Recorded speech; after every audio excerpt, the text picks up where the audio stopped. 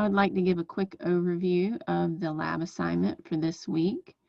The first thing you need to make sure you do is read the assignment in the lab manual, and that will help you understand what is going on in the experiment. There's also the video that you can watch, and then you have to make sense of what is being given to you as far as real data to use to complete the lab. So in the lab manual, you have solutions that you were given that you need to understand how to make. All right, so you have these right here, A, B, C, and D. Typically, you would have a stock solution of around 0.01 molar. It may or may not be exactly 0.01 molar. In fact, you are given something close to 0.01 molar, but it's not exactly 0.01 molar. And prior to lab, you should have determined that it took 20 mils of this solution to make the 0.002 molar that was required for the experiment. So over here, you're using 20 mils of this and diluting it to 100 mils. So to find the concentration of solution A, you're going to use M1V1 equals M2V2.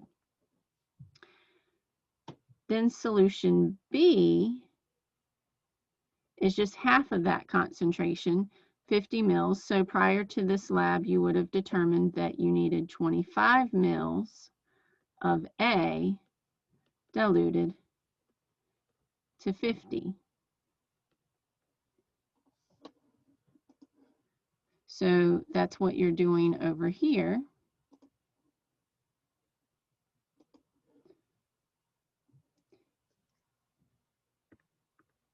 Once you determine A, you're going to take 25 mils of A, whatever that concentration was, diluted to 50, and that will give you the concentration of B.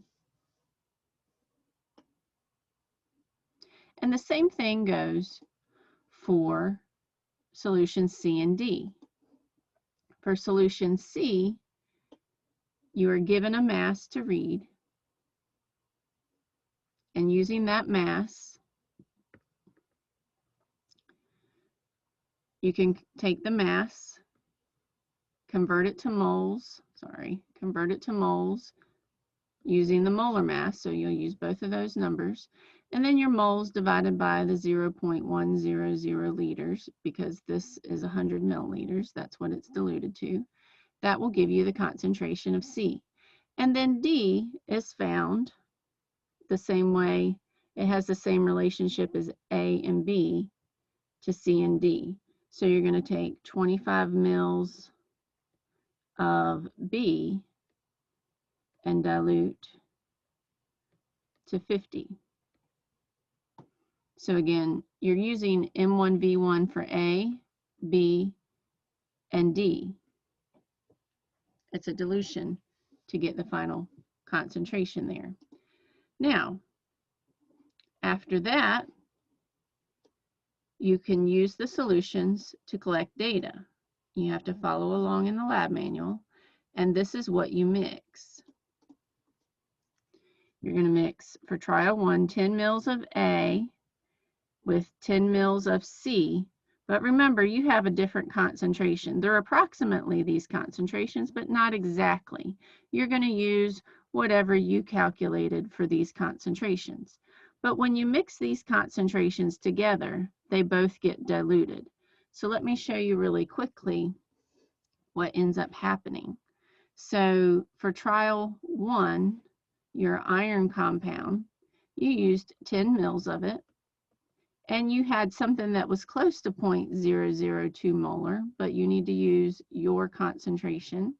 You're trying to find the new concentration, and it got diluted to 20 mils because 10 and 10 is 20.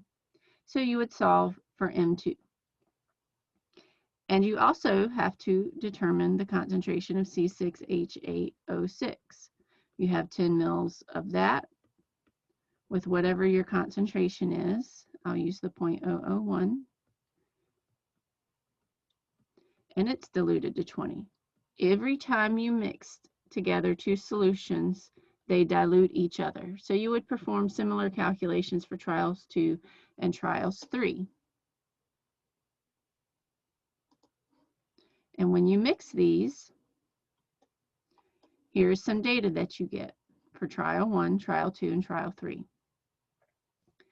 Now you have to fill in a method of initial rates table where you're given initial concentrations and initial rates for different trials so that you can compare to determine the orders using a log method.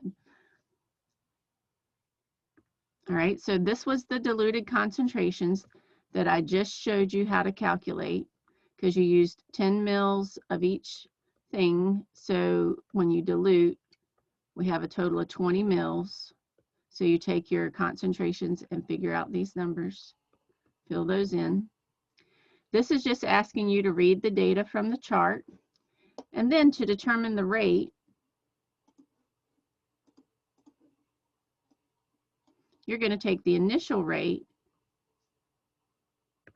and it's asking you to find the rate between 20 and 40 seconds since that's the beginning of the reaction. So if we go up here, this is the data you're using to determine the rate. So for trial 1, in this example, you know, all the data is different. So in my example, trial 1 is found by using the change in absorbance over the change in time. And the formula in the lab manual has a negative sign in front of it. That's just to make sure it's a positive number. So even if we don't look at that negative, we're just using the absolute value to give us the rate because the concentrations are going down, so that would be a negative rate.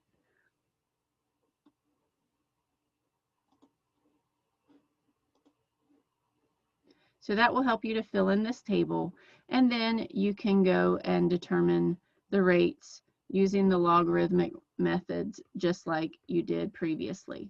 So you'll get your calculated rate or calculated orders, and then you'll round to the nearest integer.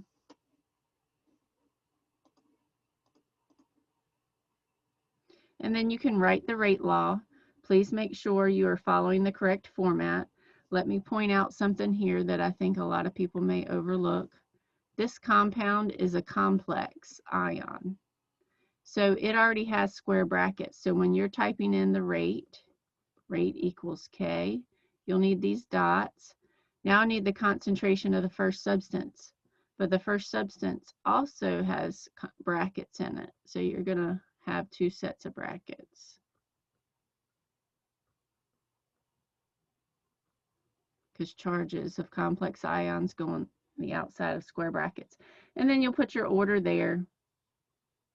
Remember, if the order is 1, you do not need ones. And then you can put your dots and then enter the other substance over here. But I wanted to point out the two sets of square brackets that you needed.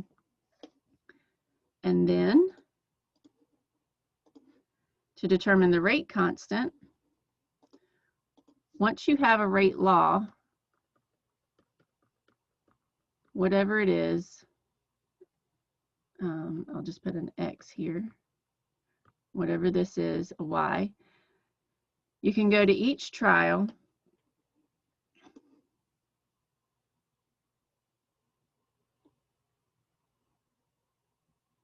and you have your rates. You can plug in your rate. You can plug in your initial concentrations and then rearrange to solve for your rate constant. And you can do that for each trial and then take the average. So I hope that helps you with what is going on in this lab. But as always, it's important that you go over here to the lab manual, read the entire lab manual, prepare as though you were going to do the experiment, try to make sure you understand, and then go try to make sense of the WebAssign. Hopefully that helps.